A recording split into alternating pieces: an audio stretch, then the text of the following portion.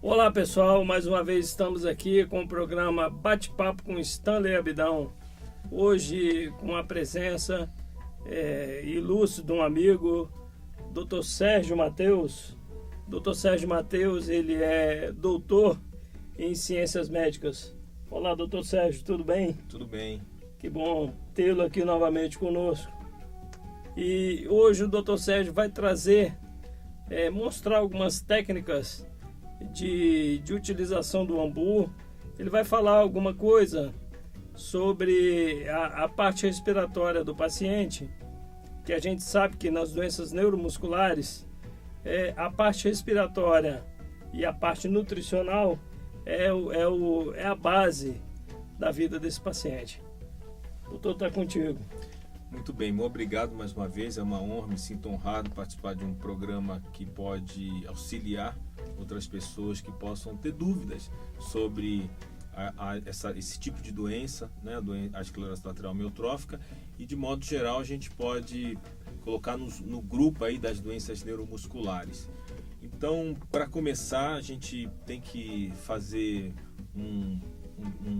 uma discreta revisão, uma breve revisão do que é essa relação de uma doença que atinge os músculos. Esses músculos são atingidos às custas de uma doença que acomete os nervos, e aí, consequentemente, os músculos serão atingidos também. E em cima disso tem um comprometimento respiratório. Então, só lembrando que para que haja ventilação e, consequentemente, oxigenação, nós precisamos de alguma bomba, uma bomba ventilatória chamada. E essa bomba ventilatória nada mais é composta pelos músculos respiratórios. Então, a fraqueza muscular observada nos doentes com doença neuromuscular, então dificuldade para andar, dificuldade para se locomover, dificuldade para fazer algumas atividades na atividade de vida diária, também esses músculos que são enfraquecidos, também o músculo da respiração também sofre esse problema de uma fraqueza muscular.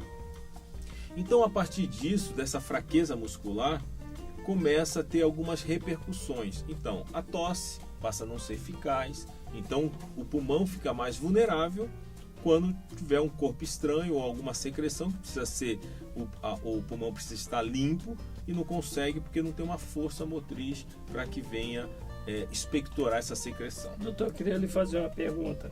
No caso, o paciente que tem essa condição, ele fica mais vulnerável a uma doença respiratória ou não tem nada a ver? Sim, ele fica mais vulnerável, não posso dizer generalizar umas doenças respiratórias, mas a gente sabe que é vulnerável uma doença infecciosa, ou seja, uma infecção respiratória, que traduzindo é a famosa e conhecida pneumonia. Tá? Então, são pacientes que têm um fator de risco maior, para a pneumonia. Né? Quanto maior a evolução da doença, ou seja, quanto maior a repercussão sobre os músculos respiratórios, tanto ins como expiratórios, mais chance de desenvolver uma infecção respiratória, que é a famosa pneumonia. Interessante. E o senhor teve também na Itália, né? Como você me falou, participando de um congresso. Basicamente, esse congresso foi discutido o quê? Então, esse congresso também, né? O que foi apresentado, né? A gente abordou muito essa questão dois pontos, acho que a gente pode resumir, né? Voltando para essa questão, lógico que tiveram vários pontos, mas uma foi essa questão da ventilação domiciliar precoce, evitar a traqueostomia em quem tem função bulbar preservada, ou seja, quem consegue ainda deglutir, quem está falando, então, né? Protelar o máximo possível. Meu caso. A nutrição indiscutível, né? Precoce, se não está tendo uma função bulbar suficiente que mantenha um bom aporte, consiga um bom aporte calórico via oral, precisa de uma intervenção precoce, de uma gastrostomia, isso aí é indiscutível. E E então combate muito a traqueostomia. Então a gente fica alegre, porque na Itália eles também têm um programa que funciona Legal. evitando isso, né? Também com cuidados paliativos, com uma equipe transdisciplinar para trazer benefício ao paciente. E a pergunta é o seguinte: o que falta para a gente trazer esses métodos de trabalho, de terapia para o Brasil? Eu só mudaria um pouquinho a pergunta. O que falta para a gente mudar a gestão aos cuidados do paciente neurológico, né? Porque é um problema de gestão. O que falta, né? O que falta, eu não tenho dúvida que, acho que em 2008 a gente teve um avanço formidável, que são as portarias, a portaria do Ministério da Saúde, onde os pacientes com doença neuromuscular têm direito a aparelho de ventilação não invasiva. Que é a portaria 1370. Excelente, um avanço maravilhoso. Agora, precisamos continuar. Então precisamos avançar agora em portarias, né, medidas que tem que ter um programa de gestão mais amplo para abordar os pacientes com doenças neuromusculares de modo geral. Agora, com aparelhos para suporte de vida, que são ventiladores volumétricos, que permitem fazer ventilação em pacientes traqueostomizados, que não seja ventilação não invasiva. Então a gente precisa avançar mais um pouco nesse sentido, né? Garantir a nutrição de alguns pacientes que não têm condições de manter uma boa nutrição. Isso é o nosso objetivo. Então, né, doutor? a gente precisa avançar nesse sentido. E, além disso, criar centros de treinamento e orientação, que são as famosas schools, para os familiares e pacientes. Então, os pacientes precisam saber o que é a doença, qual a repercussão da doença, o que se pode ser feito, o que não se pode ser feito. Porque quando ele for precisar de outras intervenções, não necessariamente tem a ver com a doença dele, ele pode saber a interferência de algum recurso sobre a doença dele. Então a gente precisa avançar agora nesse âmbito aí. Quem sabe, né? Cria-se unidades de doenças neuromusculares, e aí pacientes que precisam de uma internação hospitalar vão tratar lá com especialistas e retornam para sua casa acompanhado por um centro que forneça esses equipamentos, né, do governo, tudo. Eu acho que sonhar não paga, De né? jeito nenhum. E a gente precisa sonhar, e sempre sonhar com ótimo, né? Para o Com a excelência. senhor ter uma noção, nós fizemos uma ação recente e conseguimos trazer alguns pacientes aqui de Brasília para uma avaliação nutricional. E trouxemos uma nutricionista bastante entendida no assunto, uma neurocientista de São Paulo, e onde ela pôde fazer uma avaliação mais aguçada desses pacientes. A maioria deles doentes já há algum tempo. E o que eu achei muito interessante, quando se tratando da parte respiratória, todos, na verdade, dos que estavam presentes, não sabiam o que era um umbu. Queria que o senhor demonstrasse para a gente, falasse um pouco do umbu, que a gente sabe que é um equipamento que realmente faz a diferença no paciente que tem uma doença neuromuscular. E, se possível, que demonstrasse também algumas técnicas dessa utilização. Ok. Me põe até aqui à disposição. O modelo. Eu queria só fazer uma introdução dessa técnica em si, que a gente chama de capacidade de insuflação máxima, né? Que vem do air stacking, né? O air stacking do inglês, que quer dizer empilhamento de ar, tá? Air stacking, ar empilhado, né? Então, o que é isso? Para que fazer isso? Primeira coisa, para quê? Porque, na verdade, como eu já falei que tem uma fraqueza muscular respiratória, quando faz uma inspiração, não consegue encher todo o pulmão. Então, vou dar um exemplo aqui. Vamos pensar que o pulmão do Stanley cabe aí em torno de 4,5 litros a 5 litros, né? Pela altura dele, peso, idade. Então, faz de conta que 5 litros seria essa garrafa. Litros de oxigênio. Não, litro de ar. Litros de ar? Litro de ar. Então, vamos pensar que, por uma fraqueza muscular, um paciente da altura, idade, peso um homem, né, da condição do Stanley pode de repente colocar 2 ou 2,5, né, 50% do esperado. E aí esse pulmão, apesar do pulmão ser normal, ele não consegue expandir. Então a gente coloca mais ar que o músculo conseguiria. Para quê? Para expandir o pulmão, reverter os microcolapsamentos, que são as microatelectasias. Além disso, melhorar a complacência pulmonar lá do tecido pulmonar, que é um tecido viscoelástico. E além disso, mexer na articulação do tórax. Por quê? As articulações, se eu não ficar mexendo o meu braço, deixar ele parado, a tendência é ter limitação articular. Então é outro fator. Com isso, eu melhoro a complacência torácica e abdominal. Além disso, eu posso treinar o paciente que quando tiver cheio o pulmão, ele fechar, ocluir a glote e ter uma tosse mais eficaz, porque ele vai ter um volume maior, consequentemente um fluxo melhor. Que bacana. Então, para isso, a gente pode pensar em algumas técnicas que existem. Uma técnica muito antiga, da época da polio, conhecida como respiração glossofaríngea ou respiração do sapo, que não é simples fazer, mas com treinamento é possível. Tem vários pacientes que fazem, que é, né, é jogar o ar como se fosse engolir o ar, mas a gente joga o ar para a traqueia e não para o esôfago. E vai colocando um em cima do outro e depois consegue um volume. Outra técnica pode ser feita com um ressuscitador, que é conhecido, né, tem um codinome aí do famoso Ambu, mas é o ressuscitador manual, que dá para fazer por máscara ou por bocal. E também dá para fazer tanto no ventilador, pega um ventilador volumétrico e puxa o ar, prende e também dá para fazer no ventilador. E também outra forma de fazer é com aquela máquina que se chama exuflator, né, ou a máquina de tosse ou cough assist, tudo sinônimo.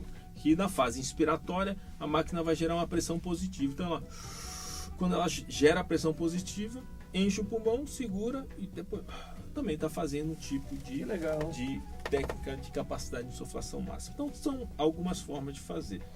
Então primeiro vamos... Apresente o Ambu. Temos o famoso e conhecido ressuscitador manual, tá? É um sistema simples.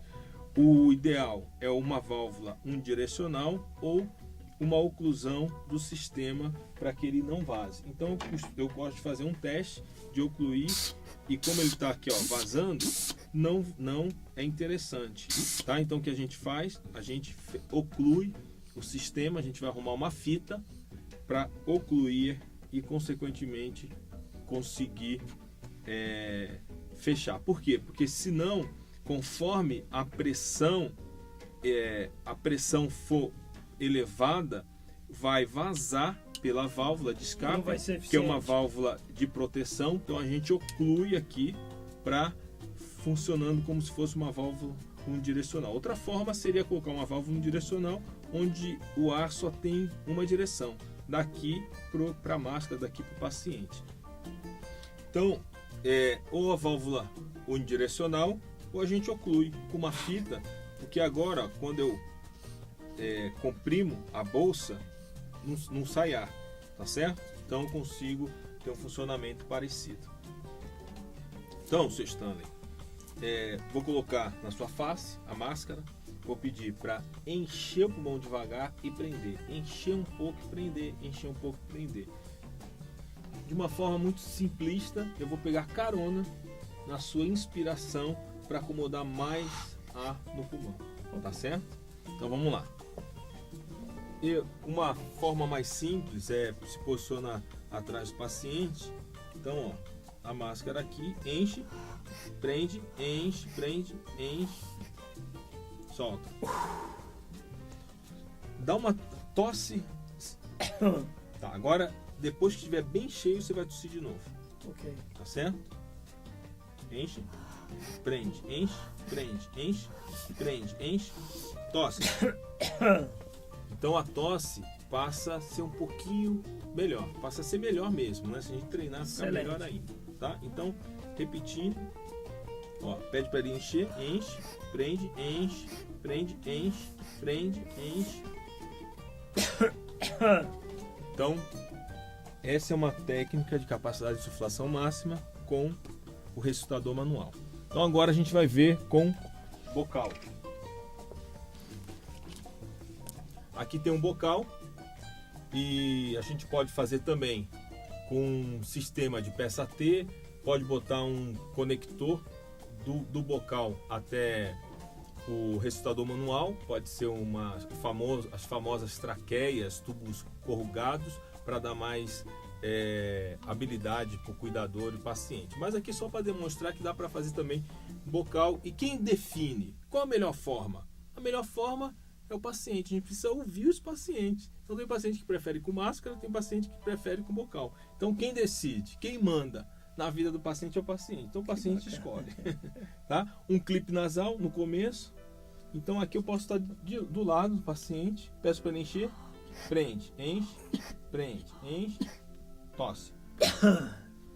Muda o barulho, tosse agora. Vamos lá, enche, prende, tórax passa e expande mais. Então é uma técnica importante, tanto para manter o pulmão expandido, prevenir atelectasias, melhorar a complacência torácica e pulmonar, do próprio tecido pulmonar, do parênquima pulmonar, e além disso, pode ser uma forma, uma técnica de limpeza, a partir que o pulmão estiver todo cheio, dele promover a tosse para limpar as vias aéreas e prevenir as infecções respiratórias. Doutor, e quantas vezes por dia é recomendado fazer isso? Bom, esse número mágico é muito interessante. E a gente sabe que hoje já tem alguns estudos que dá para se pensar, eu recomendo normalmente 3 vezes por dia. Manhã, tarde e noite.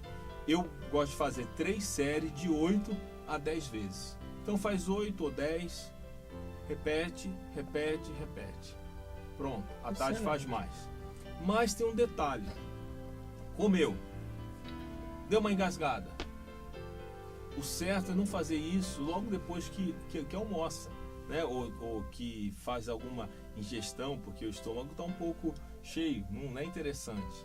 Agora, tá comendo, engasgou, tá meio engasgado, quer tossir, não consegue porque tem uma fraqueza muscular que impede isso, porque não consegue acomodar muito volume. Faz uma, tosse, tá bom. Tá? É uma técnica que pode evitar alguns problemas, como uma gripe que possa piorar e gerar uma infecção respiratória, porque se está com uma secreção, faz uma expansão, dá uma tosse, limpa a via aérea. Agora, dependendo do valor, do pico de fluxo de tosse que a gente avalia, nessas condições, aí a gente precisa também introduzir o Cough Assist, a chamada máquina da tosse. Por quê? Porque a máquina da tosse, se ele estiver gripado, se estiver resfriado, ou até com uma infecção respiratória, ele vai precisar fazer várias vezes ao dia. Então, a máquina de tosse passa a ser mais eficiente. Por quê? Porque tem a fase inspiratória de expandir o pulmão, aumentar o volume pulmonar, em seguida faz a pressão negativa. Então, tosse. Excelente. E a pressão negativa faz com que a expectoração seja efetiva. E isso, de fato, tem mudado. Essas técnicas, muito mais, parece ser muito simples, são simples, mas tem mudado a história da doença neuromuscular. Excelente, doutor. Tá? Então, isso é uma verdade e hoje tem publicações mostrando isso. Isso aí não é coisa da minha cabeça. Então, a gente precisa otimizar essas técnicas, principalmente na educação dos pacientes familiares. Os familiares precisam ser treinados. Não pode ficar dependente de fisioterapeutas para ficar fazendo isso, que o fisioterapeuta não vai estar lá 3 vezes no dia, o fisioterapeuta não vai estar na madrugada, depois da alimentação, numa hora de emergência que precisar. Excelente, doutor. Eu queria agradecer a sua participação com a gente nesse programa e explicando para o paciente que nos assiste, nossos telespectadores, o objetivo principal desse programa é trazer informação para você, paciente, para você, familiar, para quem está nos assistindo e tem interesse no assunto. Então, o nosso único objetivo é esse. Então, hoje está aqui conosco o Dr. Sérgio, é um fisioterapeuta respiratório, é um doutor naquilo que ele está falando. Então, o nosso objetivo é trazer mais profissionais para trazer mais informações, que é a máxima que todas as vezes a gente fala. O paciente bem assistido, ele bem informado, com certeza a qualidade de vida dele vai ser muito melhor. Então, eu quero agradecer a sua presença e essa sua disponibilidade, que eu sei que é difícil, devido à sua carga horária de trabalho, que é bastante intensa. Dr. Sérgio é professor na Universidade Federal de Brasília, então ele tem uma atividade bem intensa. Mas antes, doutor, eu queria que o senhor deixasse uma mensagem para esse paciente que nos escuta, para esse telespectador familiar, e eu queria que o senhor falasse alguma coisa referente à parte respiratória, falasse aquilo que o senhor quiser falar. Muito bem. Eu queria só deixar a mensagem que, de modo geral, né, a saúde em si, nós somos muito limitados nos tratamentos das doenças. Nós tratamos muitas condições e cura-se muito pouco, né? Cura-se a maioria algumas condições infecciosas, mas a maioria das doenças a gente não tem cura. Hipertensão arterial, diabetes, é lógico que dependendo da hipertensão, que está obeso, emagrece ou muda o estilo de vida, resolve-se, isso é verdade, mas aquela hipertensão essencial e tudo a gente sabe que não tem cura, né? Insuficiência renal, entre outras, várias. A doença crônica. E a doença neuromuscular, infelizmente, até o momento a gente não tem cura, apesar de ter os avanços de tratamento. Então eu queria estimular a você acreditar, né, no melhor amanhã. Então, para isso, a minha sugestão, né, o meu desejo é que você se cuide bem da parte respiratória, para que assim que chegar os tratamentos que de fato pode mudar a história de vocês, como hoje já tem alguns, é o caso da ventilação não invasiva, que mudou muito de 30 anos para cá, vocês possam ser beneficiados. Então, para ser beneficiados, vocês precisam ter uma boa condição respiratória, que começa com essas técnicas simples. E, além disso, essas técnicas simples, a introdução do BiPAP precoce, tem retardado o avanço da doença. Então, eu queria muito, né? O meu desejo é que essa doença não seja limitador na vida de vocês. Pelo contrário, né? Que vocês lutem, continuem guerreando, para que possa desfrutar de uma qualidade de vida digna. Então, eu agradeço essa oportunidade. É isso aí, pessoal. Muito obrigado mais uma vez pela sua audiência, pela sua paciência em nos assistir. Continue nos seguindo, nos acompanhando nos nossos programas e divulgue esse vídeo.